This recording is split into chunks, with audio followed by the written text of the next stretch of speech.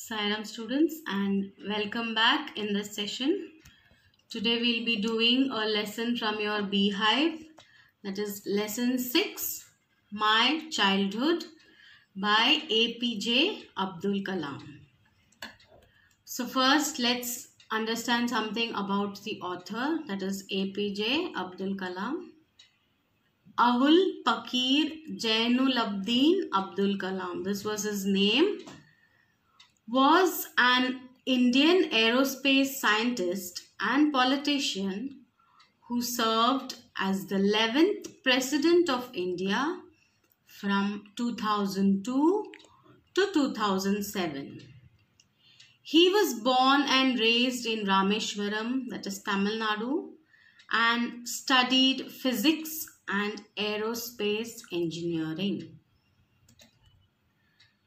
He spent the next 4 decades as a scientist and science administrator, mainly at the Defense Research and Development Organization, that is DRDO, and Indian Space Research Organization, ISRO, and was intimately involved in India's civilian space program and military missile development efforts. So he participated a lot in these development programs which related to space and missile making. He thus came to be known as the Missile Man of India for his work on the development of ballistic missile and launch vehicle technology.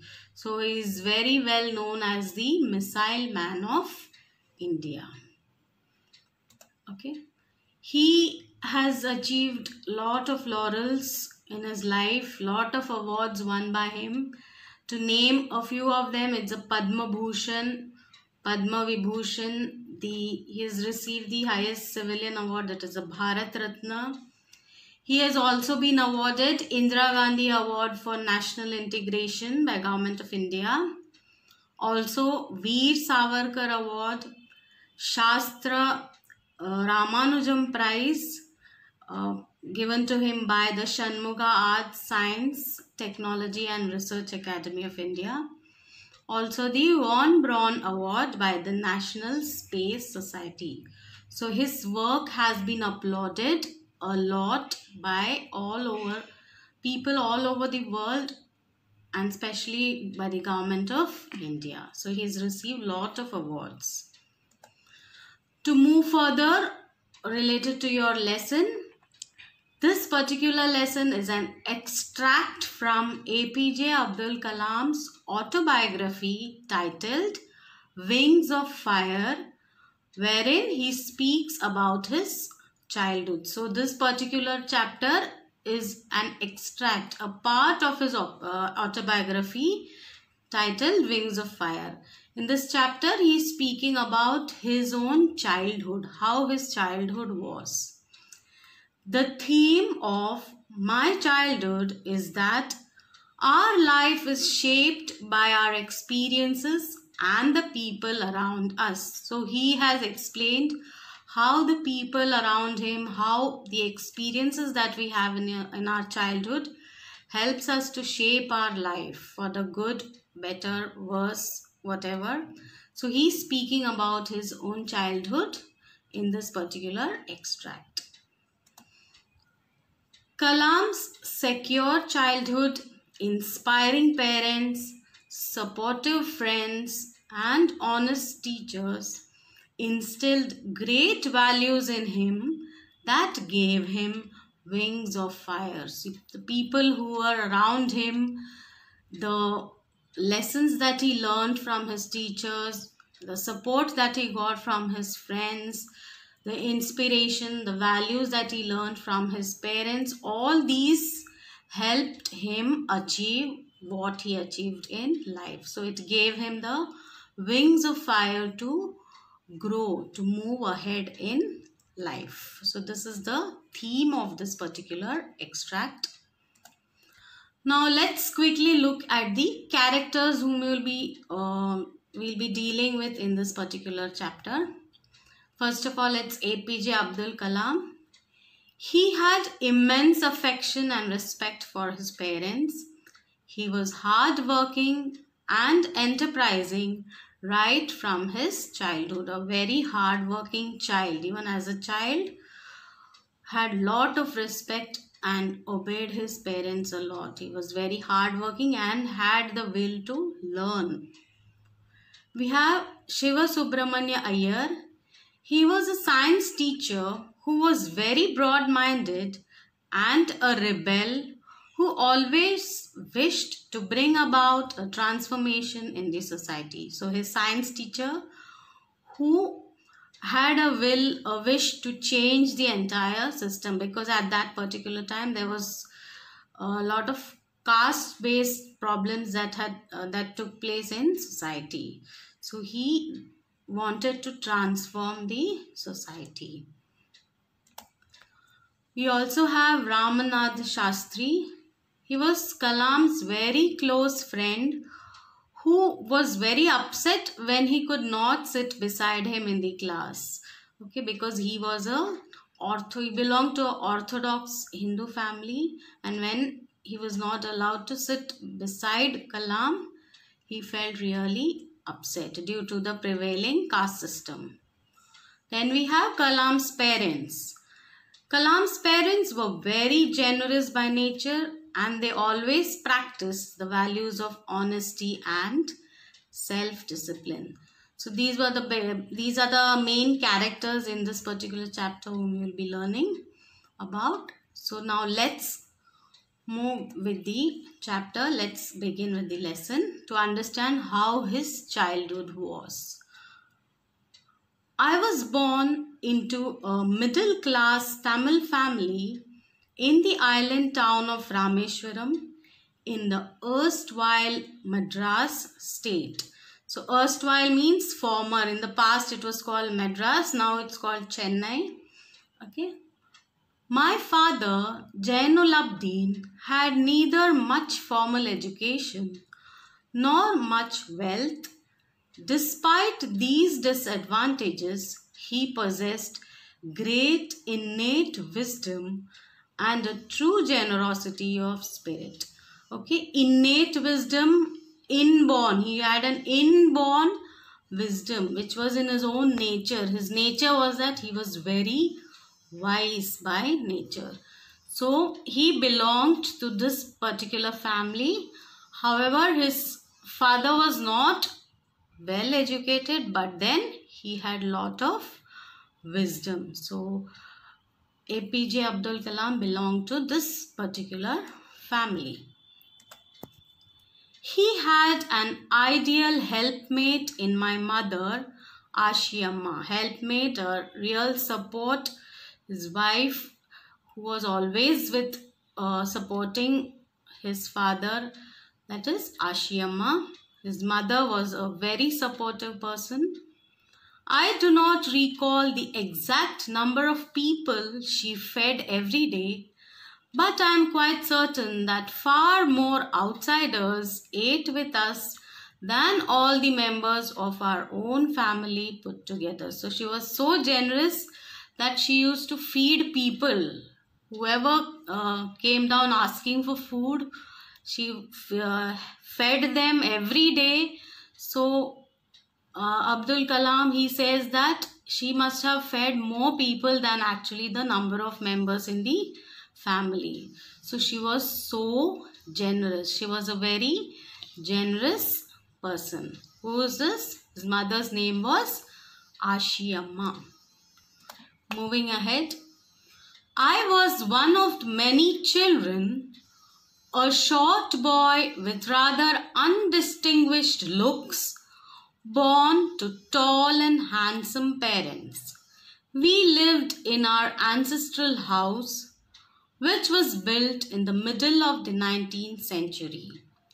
It was fairly large pakka house made of limestone and brick on the Mosque Street in Rameshwaram. So he was one of the many children. In those days, there were many children, not just one or two. There used to be maybe dozens of children in the house.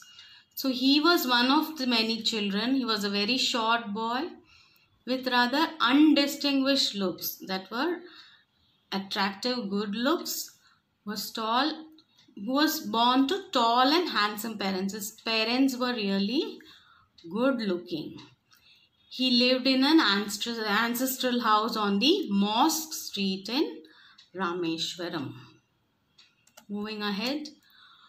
My austere father used to avoid all inessential comforts and luxuries. So austere meaning very simple, strict and severe. He was a very simple man but very strict, who had lot of values inbuilt in him, innate in him. So he used to avoid all inessential comforts and luxuries that were not necessary. However, all necessities were provided for in terms of food, medicine or clothes. In fact, I would say mine was a very secure childhood, both materially and emotionally. So with such parents, he felt very secure.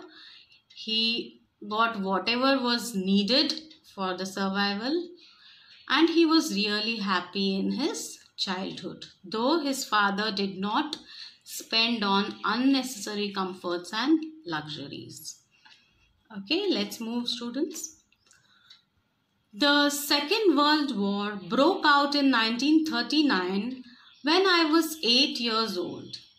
For reasons I have never been able to understand, a sudden demand for tamarind seeds erupted in the market. I used to collect the seeds and sell them to a provision shop on Mosque Street. So during this, when he was a child, he was 8 years old, the Second World War actually broke down. Here he was not able to understand the demand for tamarind seeds suddenly which erupted in the market. So what he used to do, I here meaning Abdul Kalam, okay. So he used to collect the seeds and sell them in the provision shop, that is a store on the Mosque Street. A day's collection would fetch me the princely sum of 1 anna. So what does princely sum means? A generous amount, okay, of 1 anna. At that time, 1 anna, it's like an old Indian coin which was worth about 6 paise, okay.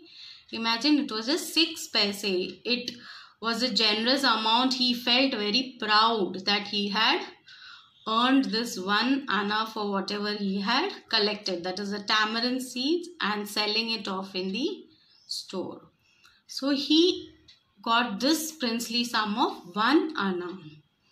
My brother-in-law Jalaluddin would tell me stories about the war which I would later attempt to trace in the headlines in Dinamani. Dinamani was the local newspaper of that time. So he used to read those news that used to be published in the newspapers.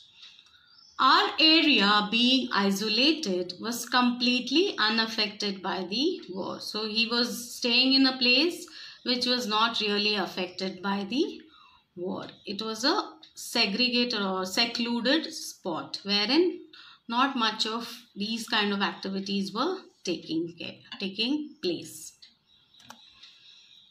But soon India was forced to join the Allied forces and something like a state of emergency was declared. So Allied forces means they were forced to join the armies of UK, USA and Russia during the Second World War. So India was forced into joining these Allied forces. The first casualty came in the form of the suspension of the train halt at Rameshwaram station. So there was a suspension, in the sense there was temporary cancellation, temporary stoppage of the train halt. So no trains were halting at Rameshwaram stations. It was kind of an emergency declared in the place. So the trains did not stop at Rameshwaram station. What happened then? The newspapers now had to be bundled and thrown out from the moving train on the Rameshwaram road between Rameshwaram and Dhanushkodi. Okay, so the newspaper, that is Dinamani, which was a local newspaper, lot of news was available on this in this newspaper. However, because of this kind of an emergency that was declared, the newspapers were not reaching the city directly. They had to be thrown from the moving train because the halt at Rameshwaram station was cancelled for some time. So it had to be thrown on the Rameshwaram road, that was between Rameshwaram and Dhanushkodi. These were two different places. Okay. That forced my cousin Samsuddin, who distributed newspapers in Rameshwaram, to look for a helping hand to catch the bundles, and as if naturally I filled the slot.